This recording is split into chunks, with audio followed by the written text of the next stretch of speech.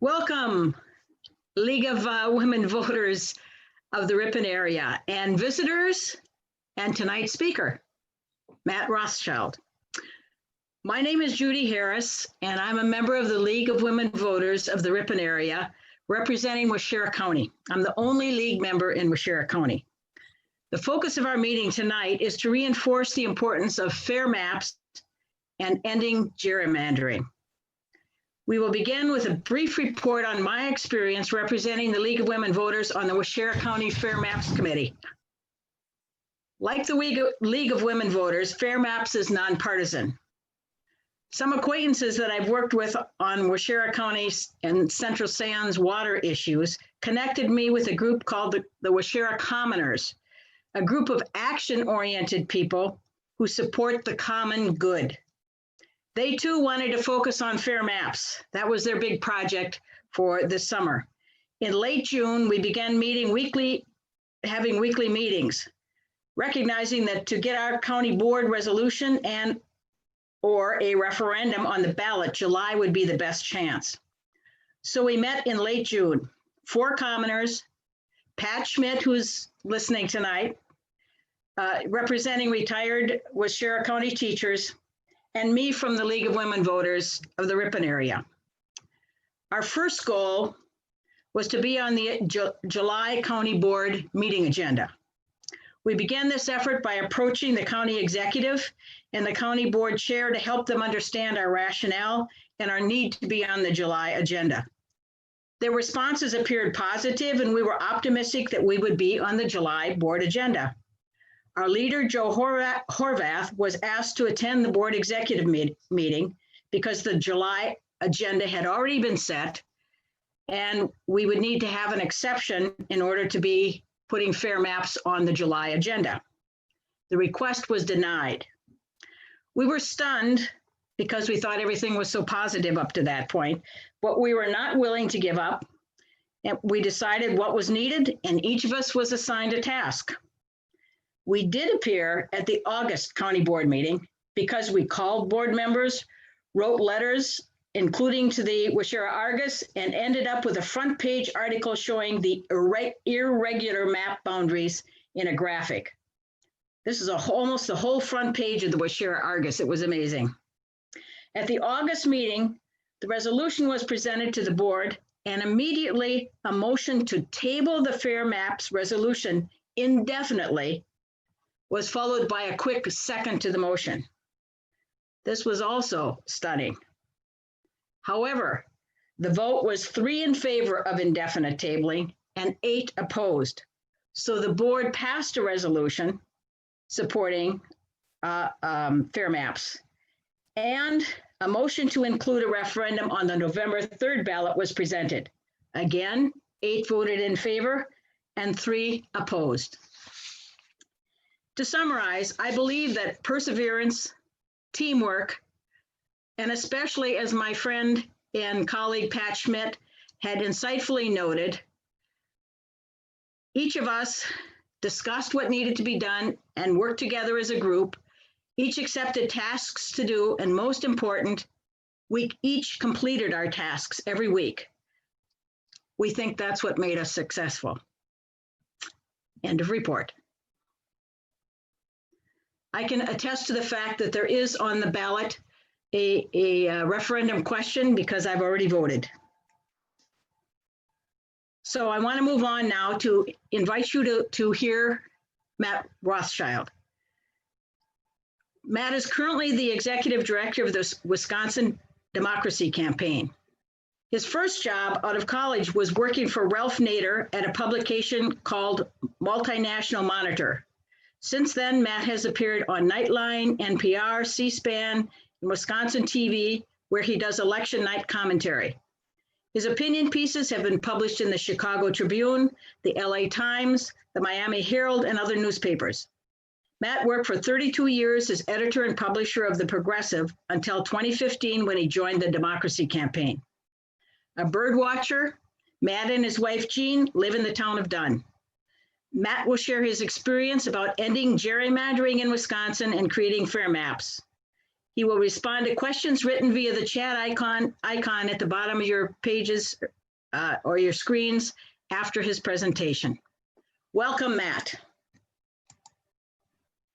Thanks, Judy, for that nice introduction, and also for your great report, and congratulations on getting that referendum question on there. And I'm all about perseverance and teamwork. It's really important to get anything accomplished. We can't do it ourselves alone. We need to work with other people and other organizations in coalition, and we need to get our tasks done. So I admire you for all of that. I also want to thank Cindy and Rich for inviting me and for handling all the logistics here. It's great to see everybody. It's great to be with the Ripon League of Women Voters.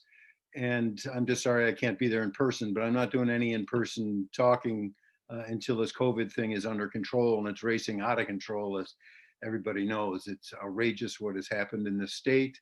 And I think that Speaker Voss and Majority Leader Fitzgerald and the Wisconsin Supreme Court conservatives and the Wisconsin Institute for Law and Liberty should all be put up on reckless endangerment charges. Anyway, if I was the Attorney General, that's what I would do. So I want to just say a word or two about what the Wisconsin Democracy Campaign is about. We were founded 25 years ago to track and expose money in politics, which we still do. But we also advocate for a wide range of pro-democracy reforms in Wisconsin and across the country so that everybody can have an equal voice. That's what democracy is supposed to be. And we're a far cry from everybody having an equal voice because of money in politics, because of gerrymandering, because of economic inequality, and because of racism. So we got a long way to go. I actually am submitting a book proposal, a book manuscript to the University of Wisconsin, which was just accepted, 12 ways to improve democracy in Wisconsin, that should be out next September. So I hope to meet with you again a year from now and talk about that. I want to just give some background on gerrymandering. First of all, where the term came from. The term derives from the early part of the 19th century when Massachusetts Governor Gerry, which was also pronounced Jerry, actually rigged the maps there. Gerrymandering is the process of rigging a map, a district political map. District maps have to be redrawn every 10 years because of the census that's in the Constitution. Each district is supposed to have roughly equal numbers. And so people move around or move in, and so boundaries have to be redrawn. But the way they are redrawn and who redraws them, those are the real questions. Well, what happened in Massachusetts in the early part of the 19th century is Governor Gerry drew maps to keep his party in power, to cement their hold in power. And he drew funky looking maps. Some of the districts looked like salamanders. So people put the name of Gary or Jerry together with salamander to get gerrymander. And so for the last 200 years, the word gerrymander has been in our lexicon, meaning to rig a political map to give unfair advantage to whichever political party is drawing those maps. That's gerrymandering. And the opposite of gerrymandering is independent, nonpartisan redistricting, which is what we've been advocating at the Wisconsin Democracy Campaign now for all of our 25 years. And I know the League of Women Voters in Wisconsin, and you're lucky to have great leadership. Andrea Kaminsky was great, Aaron Grunzy was great, Deborah Kronmiller is great. I've worked with all of them and admire all the work they're doing. So the League is big on banning gerrymandering, as is the National League of Women Voters. And Common Cause in Wisconsin, we've been working with closely, and others in coalition at the Wisconsin Fair Maps Coalition, which includes Wisconsin Voices and the Fair Elections Project and a couple other folks. And so we're trying to get this nonpartisan redistricting done. And the neat thing is, you know, here in Wisconsin, we don't have to reinvent the wheel. Iowa invented the wheel 40 years ago, and they didn't put a patent on it. We can just steal their solution, and their solution was quite simple and quite beautiful. They have not the political party in power drawing the maps. They have career civil servants who take a swear an oath of to be nonpartisan, draw the maps. And you know, if you're cynical and you say everybody's partisan at some point, I get that. So what they did in Iowa was they corrected for that problem. They put in specific criteria in the law in Iowa that forbids the career civil servants from using political demographic data when they're drawing the maps. That is, they cannot use information and data about how people in District X voted or District Y voted when they're drawing the maps. They can't take that under consideration. What's more, they're supposed to keep cities and towns intact to the fullest extent possible. They're supposed to keep counties intact. They're supposed to draw maps that are square or rectangular, not salamander-like. And so it's worked great in Iowa for 40 years, and it can work great here. That's what we advocate at the Wisconsin Democracy Campaign, basically the Iowa model for Wisconsin. So why do we need nonpartisan redistricting? Well, I want to salute the late Justice Ruth Bader Ginsburg, because in a case in 2015, she said that hyperpartisan gerrymandering is incompatible with our democratic principles. It's incompatible with our democratic principles because it deprives people who aren't in the party that's drawing the map. It deprives those people of their First Amendment rights and to associate and speak, and also their 14th Amendment rights of equal protection under the law. And a classic example is what happened in Wisconsin in 2011. And just let me say at the outset, or near the outset now, that I'm against gerrymandering, whether it's Democrats doing the rigging of the maps or Republicans doing the rigging of the maps. And actually, I'm angry at the Democrats for not solving this problem back in 2009 when the Democrats, it's hard to remember that far back, and that situation that Democrats had, but they had the governorship under Jim Doyle, and they had control of the state assembly, and they had control of the state senate. And actually there was legislation put forward by some progressive Democrats to end gerrymandering, to pass a bill that would give us independent nonpartisan redistricting. That's all you need to do in Wisconsin to solve this problem, is pass a law and have a governor sign it. And so they had the power to do that, and they actually held a hearing on the bill.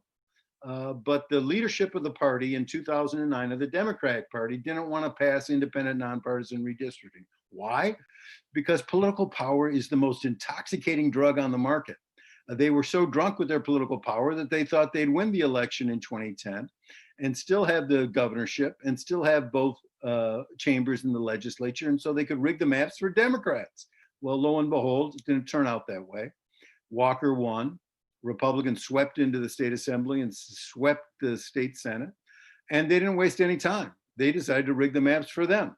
That's what political parties do when they get total power.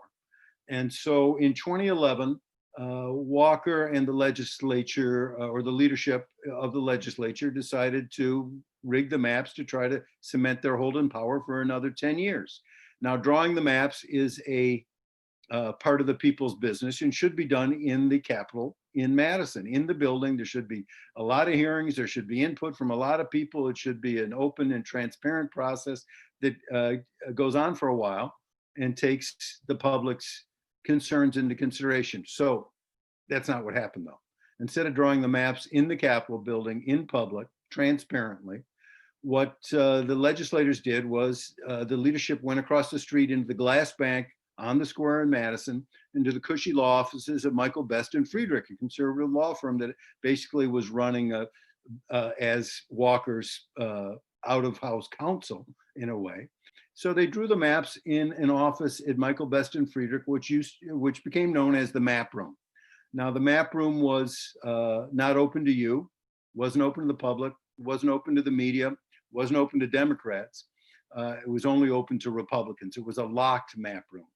And you could only get into the locked map room if a couple of the speaker's young male clerks let you into the locked map room, even if you were a Republican legislator.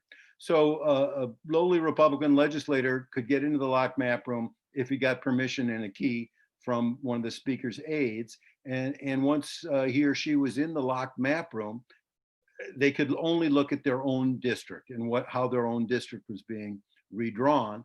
But before they could leave the locked map room, they had to swear an oath to secrecy, that they could not tell anybody what they saw in the locked map room. Now, that's not how democracy is supposed to function. That's 180 degrees how democracy is supposed to function. Totally untransparent, totally in secret, totally manipulative. And who was drawing the maps in the locked map room? Well, the speaker and the speaker's aides were drawing the maps, but they actually hired a political scientist from, of all places, the University of Oklahoma, Michael Beston Friedrich's locked map room with his computer and map drawing skills and draw not just one map. This guy drew 9 different incarnations of maps. Each subsequent map was predicting a greater number of seats for Republicans in the state assembly, even keeping the number of voters constant and even keeping the political affiliation of the voters constant. They were changing the representation for Republicans, increasing that representation by keeping everything else equal and only drawing the lines on the map differently. So what they tried to do was 2 things. Number one, they would stuff as many Democrats into as few districts as possible, which left the remaining population predominantly Republican, and so Republicans would pick up more districts. Or they splintered Democrats, especially in cities or in big towns that tend to be Democratic. They would split it, in Sheboygan or Marshfield, they split it, 3 or 4 ways. Sending, North Marshfield, you'd go into the rural areas, or in Sheboygan, you'd go west into the rural areas. And so Democratic voices would be muffled. They'd be sent into predominantly Republican areas. And so rather than having a Democratic district there in Marshfield or Sheboygan, it would get splintered up and swallowed up by Republican representation. And so Republicans would gain ground by either of these 2 tactics. And it was interesting because I was at the federal building in Madison. Democrats challenged this redistricting in court, and a federal district court heard the case, and it was a fascinating case. The speaker's 2 aides who held the keys to the locked map room were called to testify, and I was in the courtroom when one of them testified, and the guy lied through his teeth. Basically, the plaintiff's lawyers asked him, why were you drawing these 9 different maps, each one showing a greater possibility for Republicans to gain seats in the assembly, keeping everything else equal?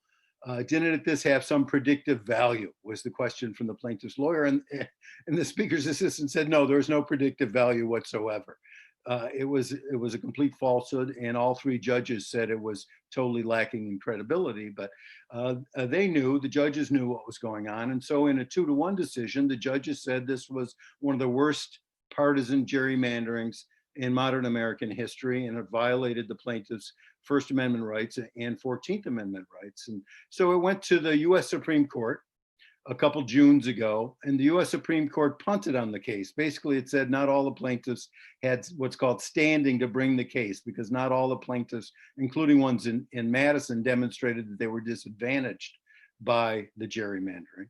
And it sent it back to the lower court to hear more arguments. Well, before the lower court in Madison and the Blue Federal Building could hear more arguments, the US Supreme Court took 2 different gerrymandering cases. This was about 16 months ago. And I thought this was a perfect opportunity for the US Supreme Court to solve the problem of hyperpartisan gerrymandering, because they had these 2 cases which they combined. One was from North Carolina, where the Republicans were grotesquely gerrymandering their maps when they held the power. And the other was from Maryland, when Democrats who held the power in Maryland grotesquely gerrymandered to help Democrats. And so it was a perfect opportunity. And what did Chief Justice Roberts do? Well, on the one hand, he quoted from Justice Ginsburg's prior decision calling partisan gerrymandering incompatible with democratic principles. He acknowledged that. And so I thought, case over. I mean, if he's going to acknowledge it's incompatible with democratic principles, and he's Chief Justice of the US Supreme Court, how can he not rule in our favor here and throw out hyperpartisan gerrymandering? Well, on the one hand, he says it's incompatible with democratic principles. On the other hand, he said, and this is an indirect quote, "Go away, don't ever come back. We don't want to hear from you again." He said he didn't want the judiciary to solve this problem. He said it was justiciable. It was something that shouldn't belong in federal courts, that it should belong to the states. The states should solve the problem by themselves, he said. Well, it's horrible logic, in part because it's incompatible with democratic principles, and they're supposed to uphold democratic principles at the US Supreme Court. It's also terrible logic because it's a chicken and egg problem. If you're in a state like Wisconsin, which has been terribly gerrymandered by the party in power, how are people in the state supposed to solve the problem that the maps are already fixed against them? And so he didn't bother to address that. He just said, go figure it out yourself. Well, we are trying to figure it out ourselves here. And there is this great mass movement here in Wisconsin, which you all are a part of, and the league's been a tremendous partner in, to try to solve the problem of gerrymandering in Wisconsin. We're making incredible progress. You can see this map over my shoulder here. It's almost entirely purple now. And when I was going around the state 3 years ago in my little car, talking to small groups, I mean, it was mostly white. I mean, the purple represents counties that have either passed referendums or resolutions to ban gerrymandering. And I know that Fond du Lac and Waushara County boards both have passed resolutions urging the legislature to pass a law to ban gerrymandering. And you're not alone. I mean, your counties aren't alone. We got 72 counties in Wisconsin in total. 54 county boards have already passed these resolutions urging the state lawmakers to pass a law. And I don't need to tell you that we don't have 54 counties that are blue counties. This isn't a partisan thing. This is a bipartisan thing. People across the board, no matter how they identify politically, want to ban gerrymandering and just want to stop the manipulation no matter which party is doing it. Wisconsinites just want a level playing field. We just want a level playing field and basic elemental fairness. And people are sick and tired of politicians, rigging things for themselves. And so I think that's one of the reasons why we get this huge support. The Marquette University Law School poll done about 18 months ago showed that 72% of Wisconsinites are in favor of banning gerrymandering. And the amazing numbers underneath that are that 63% of Republicans agreed with that and 76% of independents agreed with that. So that's why I'm hopeful, because the people are on our side on this. And on November 3rd, and on your ballots, if you're voting early, like Judy already did, we've got 11 referendums, including Waushara County. But the other counties that have these referendums coming up on November 3rd are Adams, Bayfield, Brown, Crawford, Dorr, Dunn, Iowa, Jefferson, Kenosha, and Rusk. And I'm quite confident that those referendums, like previous ones, are going to all pass. And they're going to all pass by overwhelming numbers, at least 2-1. That's been the record so far. I mean, the people want it to happen. We've got a problem in our democracy here in Wisconsin because what the people want, the people don't always get or don't often get right now. And part of the reason for that is gerrymandering. Part of the reason is money in politics. And elected officials are considering their donors as their constituents and not their constituents as their constituents. And so that's another battle we got to fight. But I do think this mass movement is only growing. Here's another example of why it's and how it's growing, or an illustration of how it's growing. In previous sessions, there's always been a bill introduced, really since 2009, to give us independent nonpartisan redistricting in Wisconsin. And up until last session, up until last year, there was only one Republican who would co-sponsor, and that was Todd Novak out of Dodgeville. But this last session, there were actually 5 Republican legislators who decided to co-sponsor it.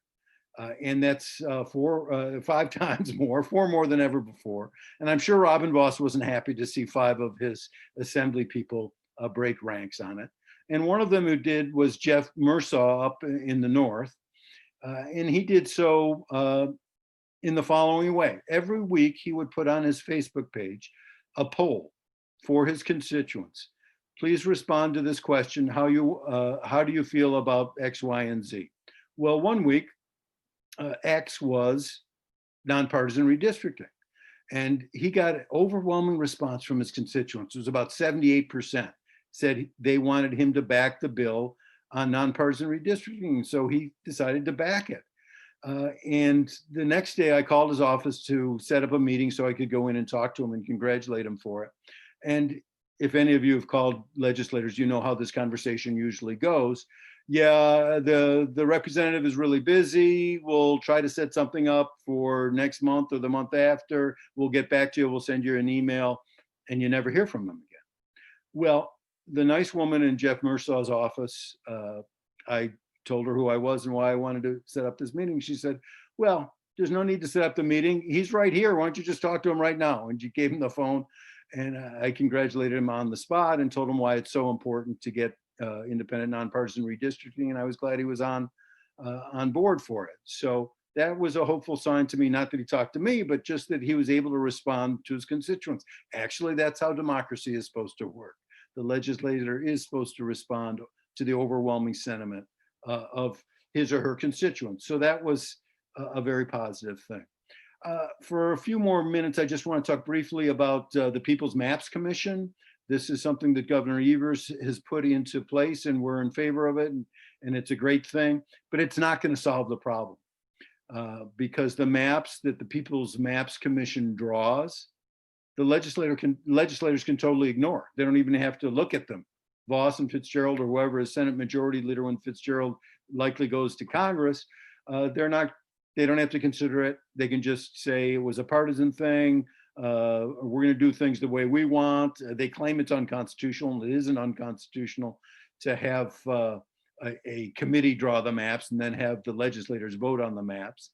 But I do want to encourage people when the People's Maps Commission is getting hearings, and they're doing hearings in every congressional district.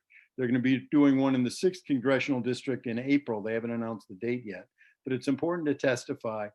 And there are trainings for how to testify that the Fair Maps Coalition is putting together and Wisconsin Voices is putting together. So I just encourage you, when the Fair Maps Commission is doing something in your congressional district, to take advantage of the opportunity to testify. Before the election, I would urge all of you to find out where your candidates stand on this issue of independent, nonpartisan redistricting. At the Fair Maps Wisconsin website, there's a list of candidates who have already endorsed nonpartisan independent redistricting. That website is fairmapswi.com, fairmapswi.com. Just scroll to the bottom and click on where candidates stand, and you'll be able to see where things are. But it's important to pressure legislators. This is how we're going to get this change. It's not going to happen this November, I don't think. We're in a 2 to 4 year battle to ban gerrymandering in Wisconsin. At some point, the pressure from the grassroots, a lot of it is spontaneous pressure. Some of it is pressure that we are able to marshal with the League and Common Cause and other groups.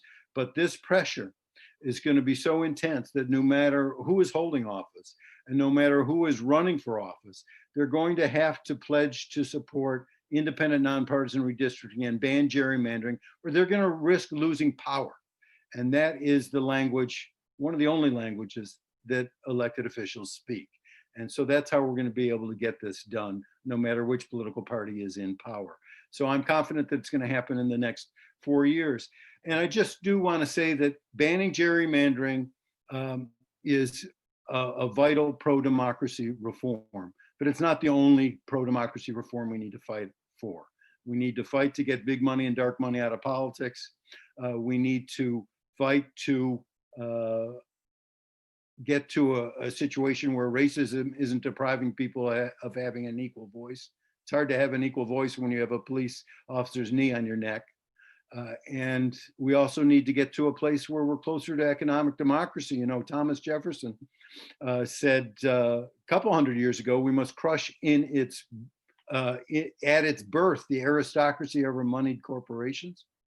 And we also had Teddy Roosevelt say 100 years ago that we can't have a political democracy in this country unless we have something approaching an economic democracy. And we're not approaching economic democracy by any stretch of the imagination right now. We're going in the opposite direction. Fighting Bob LaFollette himself said 100 years ago, the cure for the ills of democracy is more democracy. And we desperately need more democracy in our country right now. And we desperately need more democracy right here in Wisconsin. So let's take that cure and take it in a hurry. So thanks so much, and I'm happy to take your questions either in the chat, or if you just want to get unmuted and ask me a question, I'm cool with that too. We are nonprofit though, and I can't comment on or urge you to vote one way or another on this candidate, that candidate, or the other. I am a pundit by night. I can give you some punditry, but that's about all I can do on that. Yeah, Judy, you had a question? Yes. Can you comment on the a little more on the non-binding part of what is going on? Because it seems to me that many of our state representatives do not pay attention to those who oppose what their party wants and pretty much indicate they don't have to because my vote is going to be no good because of gerrymandering. So we don't have binding referendums in Wisconsin. The only time that referendums are binding is when we are voting on amendments to the state constitution. But unlike other states like Michigan or Ohio, where they have citizen initiatives and binding referendums, these referendums are non-binding. And so again, it's just a way to demonstrate to those who are in power or trying to get in power that the people of our county, and then on the aggregate, like that map behind me, the people all over the state want to ban gerrymandering by an overwhelming number. Now you raised the crucial question. Well, some of those people who are in gerrymandered districts are going to say, I don't care. I got a safe seat here because it's gerrymandered, and I'm not going to listen to the overwhelming opinion of people in my district. But what we need to get to is a situation where those overwhelming numbers in their district take this issue of banning gerrymandering as a primary issue when they go vote. And so if you're in a county where 67% of the people voted in favor of this non-binding referendum, but the person representing you is against it, at some point you've got to talk to your neighbors and your friends the next time the election comes around and say, we got to hold this person accountable because he or she is not listening to us.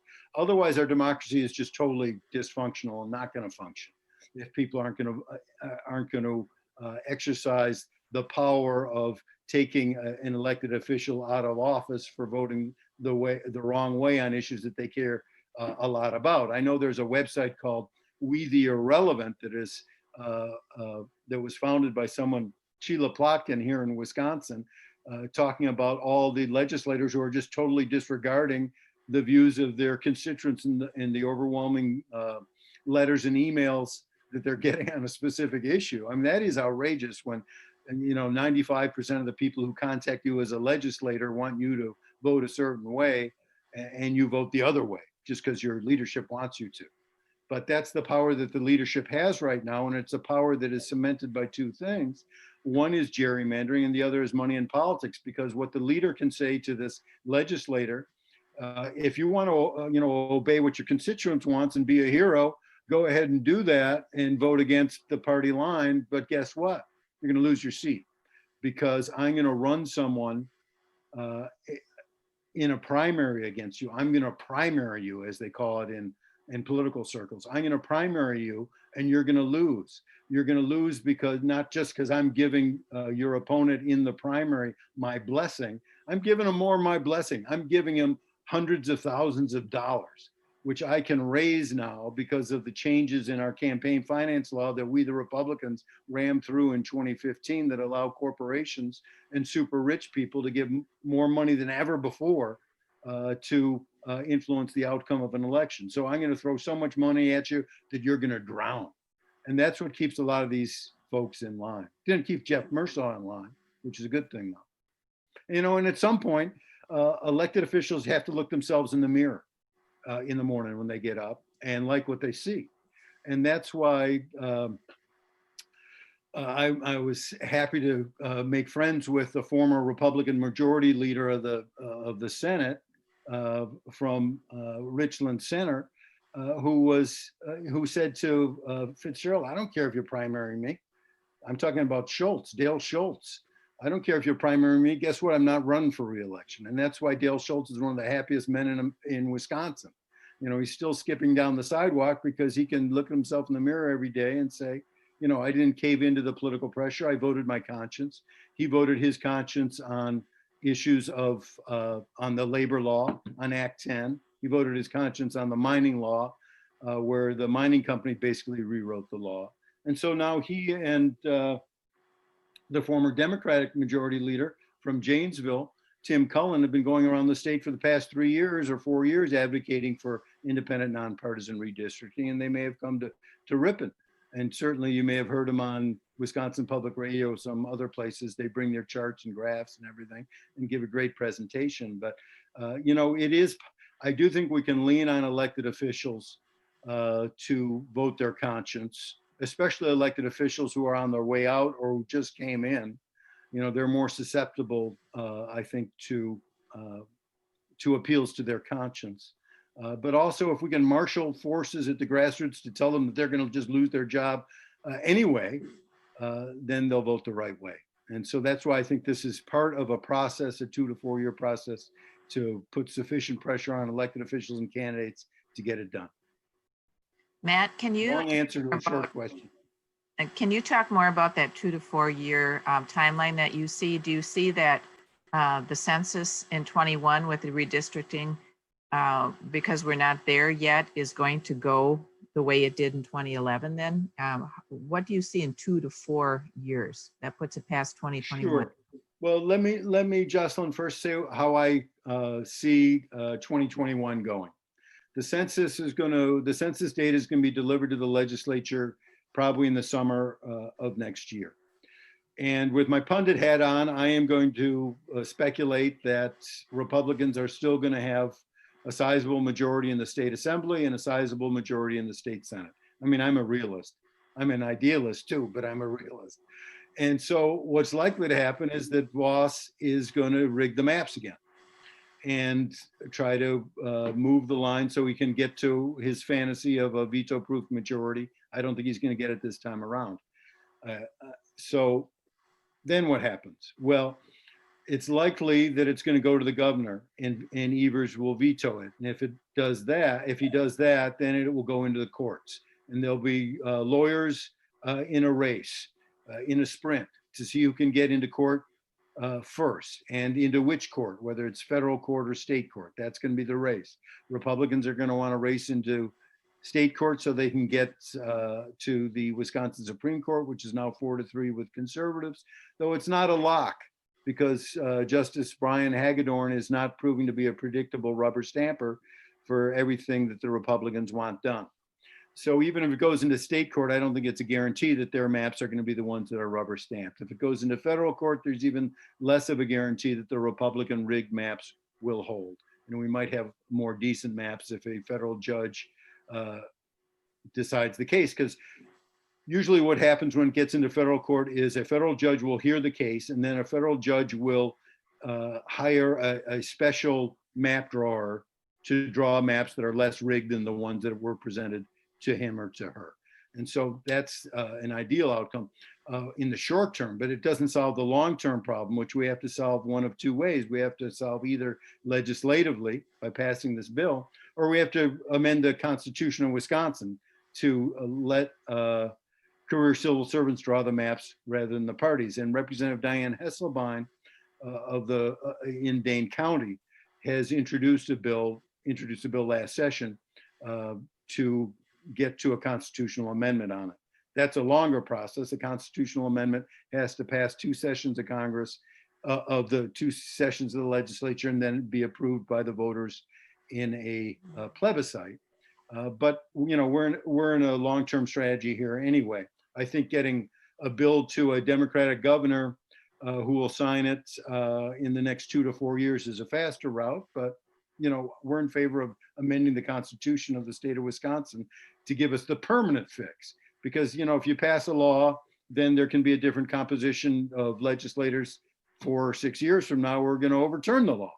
And so the real permanent fix is getting a constitutional amendment in Wisconsin to ban gerrymandering. The other permanent fix is to get a better U.S. Supreme Court that's going to look at it and say, as Justice Ginsburg did, that it's incompatible with democratic principles. But that's a long-term strategy too. Would you see that in the summer of 2021 that the People's Map Commission is going to be in the news, and that would be a time to for Fair Maps people to be out.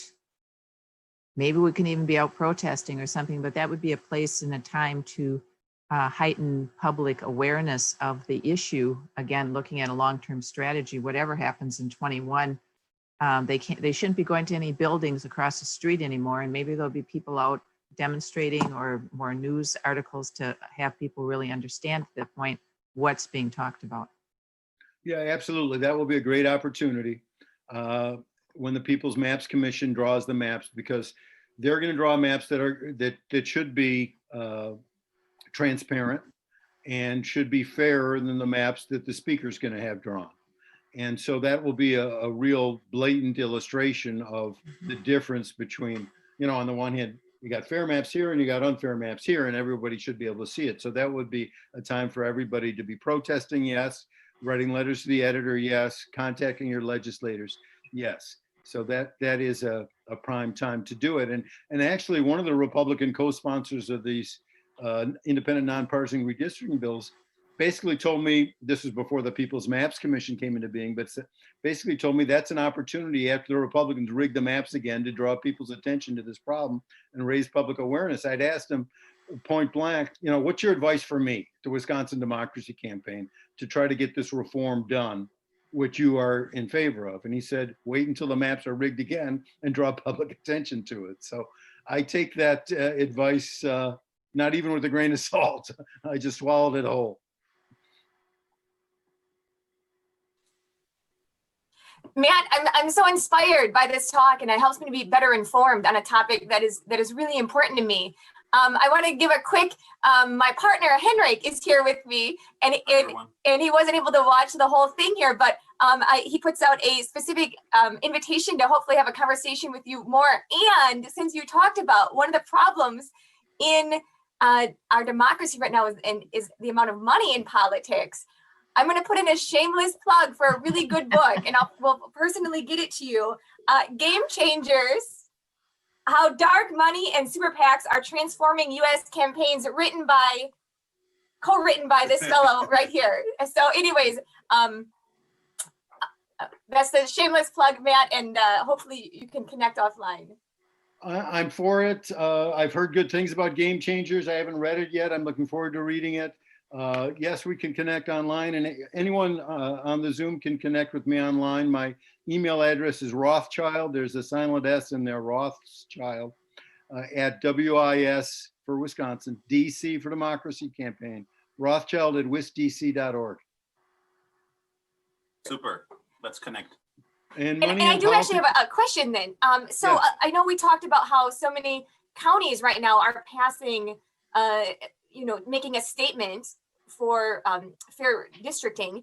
Have you seen anything at a city level? And I realize that might be more symbolic, but have you seen city councils passing anything or doing anything? And I guess I ask this as a newly elected member of Ripon City Council to know, what can I tangibly do, perhaps?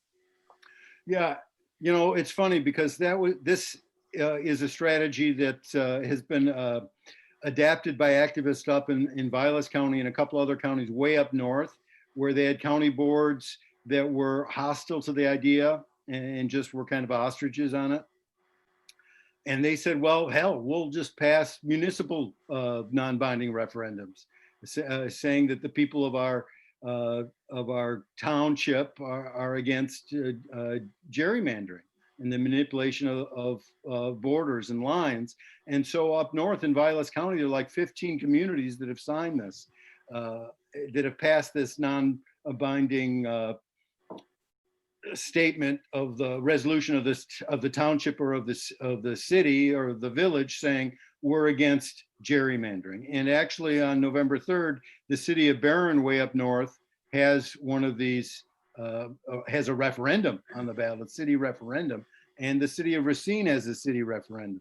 So, the cities or towns can pass resolutions or put on the ballot referendums to let the people of their small communities, if their counties are unwilling to do it, to have the small towns started up, and gradually you'll get the county on board if you get 10 or 15 villages and towns or cities in the county to pass it. So yeah, it's a great strategy and I encourage that.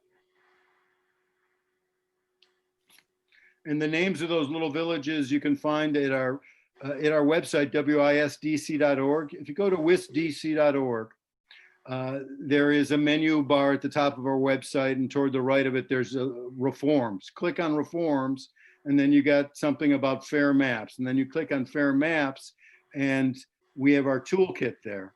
And it's a really comprehensive toolkit that we put together about a year ago.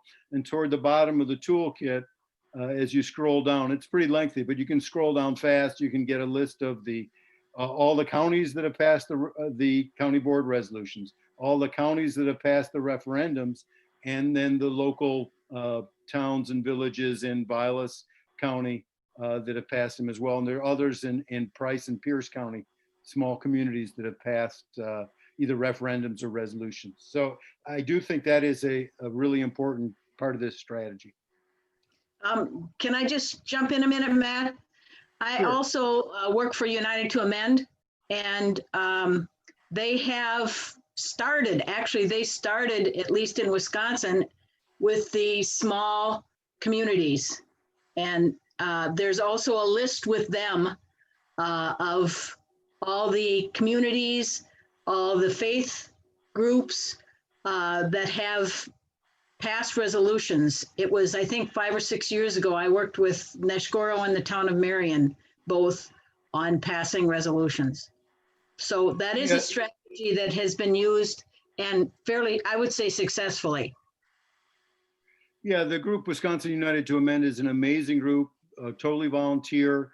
They've passed referendums in, I think, 164 communities across Wisconsin to say we want to amend the US Constitution and solve this problem of money in politics once and for all by proclaiming finally that, you know what, corporations actually aren't persons and money actually isn't speech. And so Wisconsin, thanks to the work of these volunteers at Wisconsin United to Amend, Wisconsin is second only to Massachusetts in the number of communities that have passed these referendums or resolutions. So there is a lot going on at the grassroots in Wisconsin in favor of a more democratic country and a more democratic state. And actually, Wisconsin United to Amend was a model in some of the work that we've been doing in this effort to ban gerrymandering. Matt, I got a question for you. And your punditry is right now there's a petition drive to recall Tony Evers, which in some ways I consider is perhaps a backdoor way of getting around if somehow they get enough signatures and do recall and get a Republican governor in there, then they would have their majority and we'd be back to 2011 again with total control by the Republicans in government. Do you have any idea how that recall effort is going at all? I don't know how it's going. I don't think it's going to work. Evers is a popular governor, even though he's been having both hands tied behind his back by Wisconsin Institute Law and Liberty and by the lame duck legislature. In the Marquette Law School polls, he's still above water as far as approval going. I think the Republicans have a better shot of getting a veto-proof majority than they do of recalling the governor.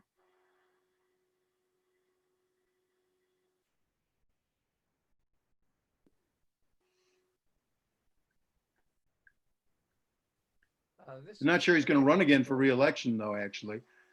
He was asked once if he was going to run again for re-election, and he said, well, if I'm having fun, and I don't think it's been a lot of fun being governor under these circumstances. And then on top of the games that the Republicans have played, he's had this terrible pandemic to deal with. He's tried to deal with it in a way that is helpful to public health in Wisconsin. My wife's a public health nurse. And we're just horrified by what's been going on with this pandemic here. 3,700 plus cases just today. And I think he's, his approval rating even on that is positive in the Marquette Law School polls, despite all the screaming and yelling by the Tavern League and by other folks. And look at the total abdication by Voss and Fitzgerald on this, how shameful that is. because they have done absolutely nothing. And if they didn't like his mask order, if they didn't like this emergency order about 25% capacity indoors, all they have to do is call the legislature back into power and end it. They have the power to do that because these emergency orders can be ended by joint resolutions of the legislature that don't go to the governor. And so they could pass a joint resolution tomorrow because they have their members, they have the majority, and they just don't want they don't want to be held responsible. And so they're just completely abdicating. They're running to court rather than doing something themselves. As one of the judges said last week, if you want to solve the problem, solve it yourself. They don't want to do that. It's really shameful.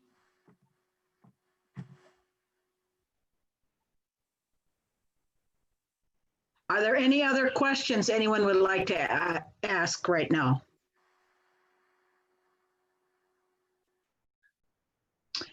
Hearing none, then I will thank you, Matt, from all of us for the inspiration and the, yes, I hear a little applause there in the background.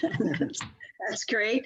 Thanks so much for spending time with us and sharing your wealth of information. I think we have lots of things that we could all be doing, that we can pick out of what you've said, something that appeals to us and move on forward with this. Well, you're quite welcome. You're quite welcome, Judy. I want to thank you. I want to thank Rich and Cindy again. I want to thank everyone on the Zoom. I want to thank the league, of course. I do want to encourage, and I suppose I don't need to encourage any of you to vote, but drag everyone you know to vote, to come to the polls. I'd like Wisconsin to have an 80% turnout. We used to be second in the country, only behind Minnesota on turnout. We slipped to number 5, I think, in 2016. But a lot of Scandinavian countries, they have turnouts in the 80% range. And we should try to get that. So let's try to get everybody to the polls or to early vote or to get those absentee ballots in. It's really important. Thank you. Thank you all for listening, tuning in. And just a reminder to our league members, our next meeting is November 19th, the gala. And at that meeting, we will include a voting opportunity. This is after November 3rd. It's not a presidential election. This is voting on something that the State League has been supporting, and that is diversity, equity, and inclusion. And between now and then, I'm going to be asking Leilani to send out some information that will help you understand why those 3 things are important and help you determine whether or not you would like to vote to support them. But we will be voting at the gala. So keep that in mind and have a good evening. Stay well and stay safe.